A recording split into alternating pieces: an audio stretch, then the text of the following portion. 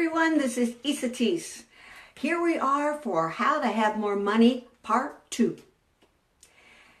I just want to take a second to kind of go over what we spoke about yesterday. And if you didn't see Part 1, I very, very much encourage you to go, you ought to be right on the same page, and go to Part 1 because we're kind of in the flow here of what's going on.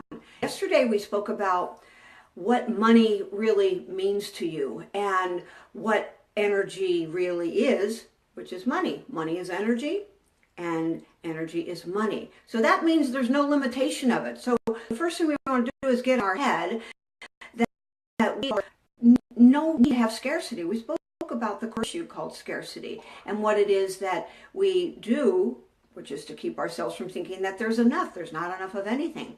The other thing that I suggested that you do is write down how you give your power away to money and how you give your experience of life to something that basically for most people, it owns them.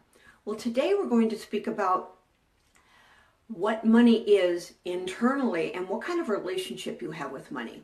So one of the things that I encourage you to do is while I'm speaking here, I want you to take a moment and think about the things that I'm suggesting. Because part of the work that I do is about helping people become aware. Awareness is like my thing. So when you recognize what you're aware of, then you're very clear about what it is that's going on inside of you. And once you know what's going on inside of you, then what occurs? You can change it. So how cool is that? When we are unconscious about things, we just run on an unconscious level through our old programs, our old beliefs, and stuff that's in our life that is not necessarily effectual. It doesn't necessarily work well for us. So when I say, what does money mean to you? What meaning have you assigned to it? Does it mean freedom? Does it mean a real heavy feeling like I've got to get some? I spoke a little bit about this yesterday, but it's a very important thing because how you frame money and how you feel about money has everything to do with how much you have and how hard you have to hold on to it and how it is that you be with it in regard to receiving more of it. So it's important to know that. And if you know that money is a friend, or if it's an enemy, or if it's a battleground, for most people, it's like a battleground. I have to have it. I don't know how to get it. I don't know how to keep it.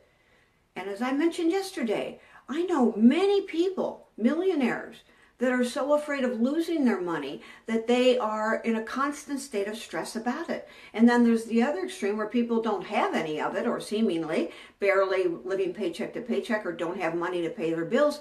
And they also are having the stress factor that comes with money. So here's another question to ask yourself. How do you spend money? Are you a person that goes out and just buys things? Just because, oh, I want that, I want that, I want that.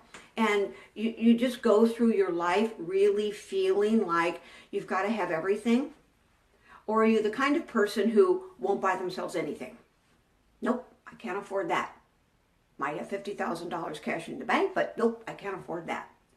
Why does that occur? Because we're living in the future. We're not living in the now. In this moment, and the more you live in this moment, the more powerfully you will be able to experience your life. That means that you're not worried about what happened in the past. You're not worried about what's happening in the future. Right here, right now, you can be at peace. And so does that mean that you don't think about what you're doing? Of course, it doesn't mean that you don't do that. I'm not suggesting you just go spend all your money. What I'm suggesting is that you have awareness about how you be with your money. And you feel like there's just barely enough and you might never get any more? Well, that is an important thing to recognize, because if you're afraid of not getting any more or not having a month enough, then that energy is going out into the world. And that energy is keeping you from being able to receive what it is that you're really desiring. So the money that is in your life is a fabulous energy, and it can and it will multiply. And we're going to speak about that tomorrow at, in greater length. And so it's important to know how you spend your money, how you feel about your money, and ask yourself, if you are a spender or are you a hoarder. Now, this is kind of a fun thing to do because some of us like to really get stuff and we pile it on. And why do we do that? Because it makes us feel secure, safe. We want safety. We as human beings feel very strongly about being safe. It's a core survival mechanism that's on inside of each and every one of us. Because of that, we frequently have a tendency to gather a bunch of things and hold on to it. And we do this with lots of different things, but we can especially do it when we are thinking about money, because we are no longer able to really think clearly because we are now worried that we're not going to have enough. It's going to run out. How many times have you thought, I can't do that because I'm going to probably not have enough money for this or for that? So what do? Perhaps you hoard your money. But where else do you hoard things? Where else do you hold on to things? Is it with your love? Is it with your feelings? Is it with hugs? Where do you hold back? Where do you hold on to and not necessarily allow yourself to experience a freedom that is there and a generosity of everything, recognizing that because everything is energy, that there's never an unlimited, there is never an outage of that or a shortage of that. Therefore, we can be more open.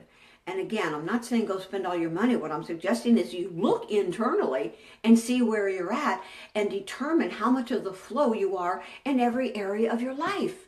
Because if you recognize that you're holding back here, then what if you change that? What if you said to yourself, what's the value of me holding on to my love and not letting anybody else experience? What's the value of me holding on to my money and not allowing myself to really enjoy it and be with it? Not very many people really enjoy their money.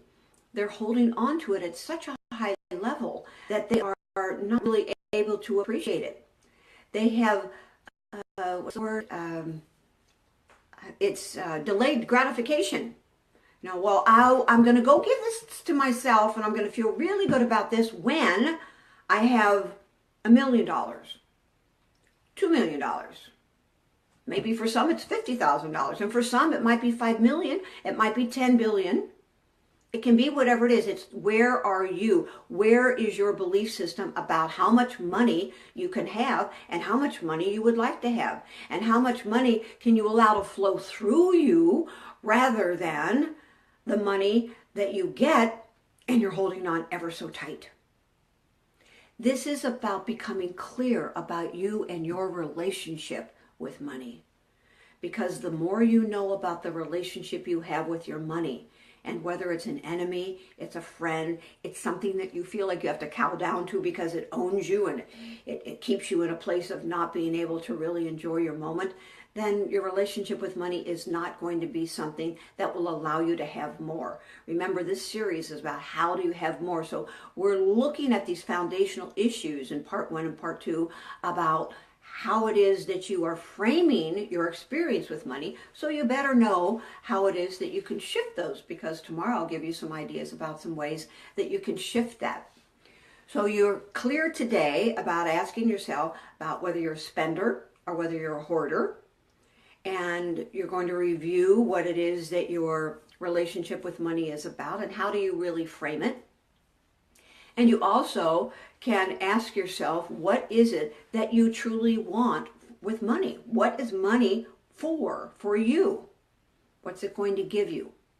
So I invite you to write these down tonight or today.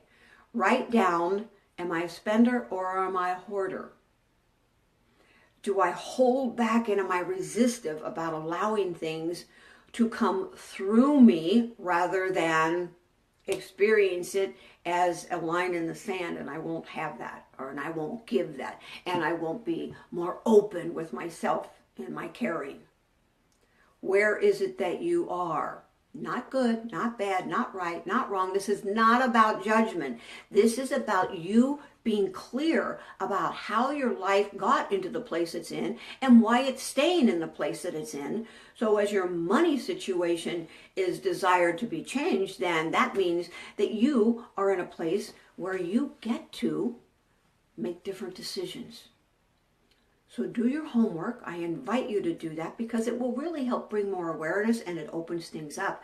And I want to tell you that I am in such appreciation for all of you that are sharing this. Again, it means a lot to me and to the world. You are making a difference in the world because of what you're doing with these and all other kinds of things that you find valuable. I also want to tell you that I've been so inspired by this and the feedback that I'm getting that I am going to make up a little product that I'm going to give away that will take this to another whole level. So please send me your email address if you're not already on my mailing list, and I will make sure the information about the new product or the new little thing I'm going to do, and I'll tell you a little bit more about that tomorrow because I just kind of woke up this morning in my inspired place and I thought, that's what else I want to do. So you've got things to do. I've got things to do. We're working on it together. Until tomorrow, feel a hug and know that you are loved.